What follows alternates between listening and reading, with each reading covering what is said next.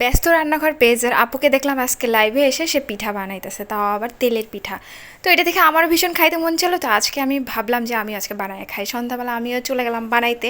তো আজকে আমি পিঠা বানায় ছাড়বো। প্রথম দিকে অবশ্য হয় নাই, পরে আমার হাজব্যান্ড এসে বললো যে ব্যাটারটা একটু ঘন করলে হয়তো বা হইতে পারে। এই দেখেন কীরকম হয়েছে, একবারে কিন্তু হয় নাই, স্যাদরে বেদরে গেছে, তাই না? তো আমিও একদম বানায় ছাড়বো বলে প্রতিজ্ঞা করছি আজকে।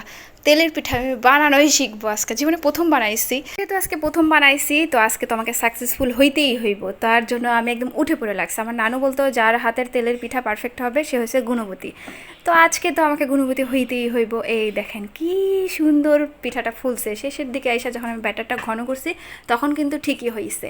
ঠিক আছে, তো আপনারা এরকম করে বানায় খাবেন। আর ব্যস্ত রান্নাঘরের আপুকে বা নকশিকন্যা আপুকে অনেক অনেক ধন্যবাদ এত সুন্দর করে পিঠা বানায় দেখানোর জন্য। ওনার ইউটিউব চ্যানেল থেকে আমি দেখে নিয়েছিলাম, অনেক সুন্দর করে তিনি বানায় দেখাইছেন সবাইকে। তো আমারটাও ফাইনালি হয়ে গিয়েছে। আর প্রথম দিকে গুলো দেখেন কীরকম পুইরা টুইরা গেছে।